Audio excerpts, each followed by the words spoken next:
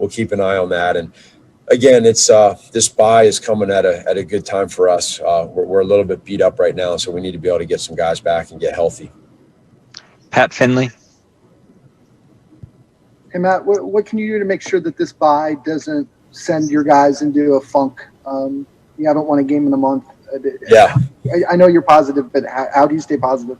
Yeah, no, by just persistence over resistance. You know, we had some guys break it down in the locker room at the end of the game there, and I was impressed with what they had to say. And again, I'm not going to get into the details of it, but it goes to show the character of that we're fighters.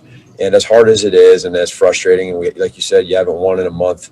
You know, we got to just keep using that persistence over resistance and just keep fighting and keep staying together. And eventually something here, you know, will hopefully change. And I think that's where we got to believe and trust and keep playing for each other. Dan Wiederer. See, the Bears offense, it was, I mean, the best offense they had was the Mack pick and a kick return for a touchdown. Less than 150 yards of offense in the game. 2 of 11 on third down. It's been a struggle. I mean, we had the Monday night game against the Rams. They entered at 5-1. They haven't won since. Quarterback gets injured, and as Coach Nagy just says, the bye arrives at a good time. They got a lot that they 15-ish, and I'm not tired yet. Live reaction from Soldier Field on the way. Late-breaking developments out of the NBA draft coming up this week. Woj standing by with that, and the MAC, as always, shining bright. In this particular edition of SportsCenter, it happens to be in Bad Beats. We get right to the Monday night game. Bears have lost 3 in a row, hosting a division rival Vikings, who started off with a miserable 1-5 beginning. Speaking of miserable, Kirk Cousins 0-9 on Monday Night Football, longest streak by a quarterback in Monday night history. And Thielen, with a nod to the late great Alex Trebek with his pregame cleats. First quarter. Who is Adam Thielen? Question is, who scored the touchdown, Steve? See what we did there, a little Trebek. And what a grab this is. One-handed and spins it on the way down. Thielen's first touchdown against the Bears since December of 2014. Vikings lead early by 7. Dalvin Cook only 86 yards on 34 carries in 3 career games against the Bears. They do that to a lot of the best in the NFL. And Cook, 32 on 14 in the first half, just 2.3 yards per rush. This guy has been feasting since he came back from injury. The Vikings have to come up with some different answers. It's 7-3, and Thielen, I think, saw Khalil Mack and took his eye off the ball. I understand why, and basically just ends up handing it to Mack, and this is the best offense for the Bears in the first half. Thielen, I got it. No, 52, please don't truck me. And he can say I took my eye off the ball. Vikings had a 7-6 lead at the half. Vikings got the ball back and did nothing with it before the first half. Had 52 seconds, a couple timeouts. They're like, nah, we're good. Then they kick it in the second half to that guy, Cordero Patterson, and he's gone. So they got super conservative before the end of the half.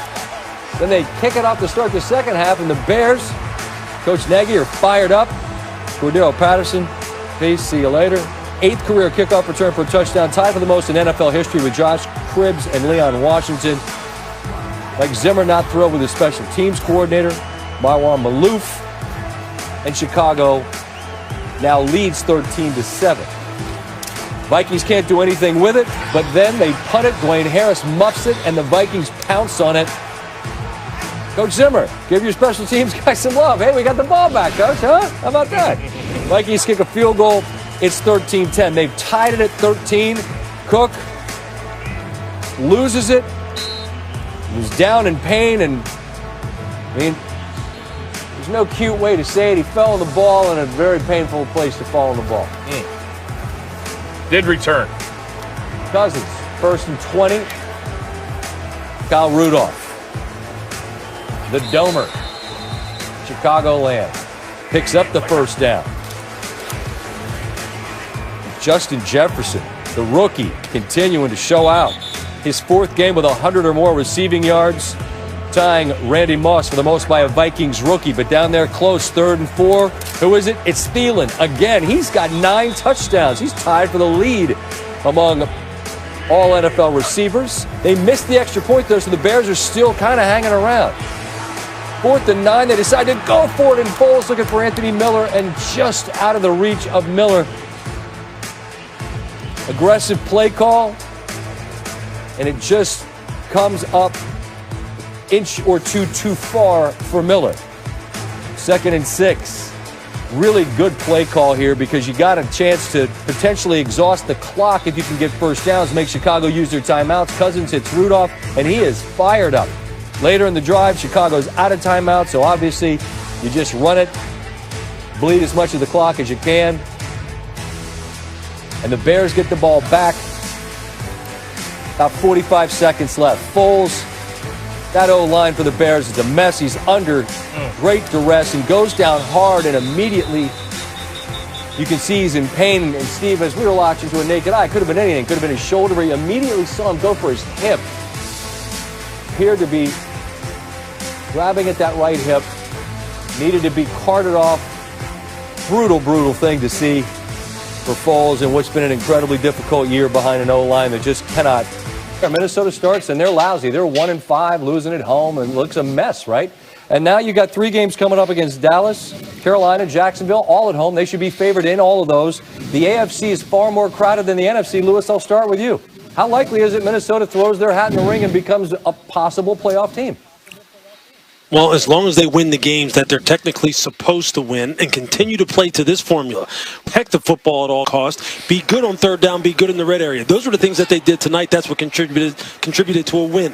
If they can do those things, that'll win you a lot of games in the NFL, Scotty. So I think if they can continue to be that type of football team, then they have as good a shot as anyone. I think the most encouraging thing to come out of tonight was they didn't have their fastball. They didn't have the running game as they've had it in the past 2 games with Dalvin Cook, and they still found a way to win. And I think after those 3 weeks, let's say they do win the games they're supposed to win, they'd be 7-5. And then they play the Bucs and the Saints in a course of 3 weeks, right? Yeah. They're gonna, if they get to the playoffs, they're gonna earn it. Fair enough, and they should. You shouldn't. It's not given anybody in the NFL, as you gentlemen well know. And Brian, as a quarterback, you know what it is. Whether it's fair or not, you win the wins and losses. Those are attached to you. And as you guys talk to Kirk Cousins, I think, and look, I watched him play for Washington. A lot of those primetime losses are put to him, not necessarily on him. But I just wonder, as you talk to him in a moment of just, guys sitting around BSing, how much a win like this against Chicago means to just say enough with this 0-9 bit. Yeah, enough is enough, right? And I think you saw the emotion when they got that first down and they kind of sealed it, that emotion comes out. And we've seen that from him from time to time. And there's no question, right? It's in the back of your mind. Every single time you play in prime time, they're going to say it. They said it about him not winning the big game until he won that playoff game a couple of years back. So I think he's in a great spot. I think mentally he's in a good spot. And I think he's with the Minnesota Vikings. He has a team that supports him and it surrounds him with the talent he needs to be effective. I think we've known forever that quarterbacks get too much blame, they get too much credit. Yep. And Kirk knows that. He has tremendous self-awareness. He understands what lens people view his career through, and they view it through wins or losses in big moments. And although he says, it doesn't bother me, I kind of just play the game, of course you think about it. Otherwise, he wouldn't have the reaction that he had at the end of this football game. He knew how big it was. He knew what it means for them setting up down the road over the next 3 weeks.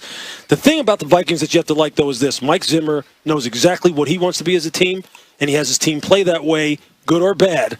So we know what we're going to get from the Vikings going forward. We'll see how it plays out. All right, let's close with Chicago. And gentlemen, we talked after that Rams game, and I think we all understood 5-1 from the Bears was a bit of smoke and mirrors. And we've seen since that Rams game, they've not won. And the same problems that plagued that offense when we talked after that Rams game continue to be evident. And I just don't know, and you alluded to it, Lewis, during the game, that these aren't problems that are fixed during the season. So understanding that, how do you go forth, and what do you do if you're the Bears? Look, it's going to start with Matt Nagy, the head coach. He's going to have to somehow find a way to keep his players engaged on the defensive side in particular, and find a way to continue to grind on offense and try to find solutions that allow them to have chances to win football games. As bad as their output was tonight, they had a chance to win this football game if Nick Foles hits Anthony Miller down the middle of the football field. And if they throw that and they win this football game, we're going, man, that's an ugly win. But you know what? Wins are wins, right? So but it's hard to pick your football team off with losing a game like this when you meet with them on Tuesday tomorrow and go, or Wednesday, since this is a short week for them, and get them ready to go once again. That's tough. That calls on your professionalism, and hopefully they have enough of them in that locker room to keep them going. They had 2 turnovers in the game. They returned a kick for a touchdown. They completely dominated special teams and on defense, and they still didn't win. I mean, there is no coming back from this. The Bears, after losing 4 straight, this is going to be a brutal 2 weeks for Matt Nagy and this team, and it's not going to get any easier. Coming out of the bye, they got to play the Packers in Lambeau. This is not going to be pretty. Well, it's tough, but I mean, this is a reality. You guys have lived it. You know the highs and the lows of the NFL. We're looking forward to next week, a really good game between the Rams and the Buccaneers. Travel well, stay safe, and we'll talk to you next week from Tampa. All right, fellas? Scotty, kudos to you. You know, a week in Augusta, and right there Monday, you're right back at it, pal. Hey.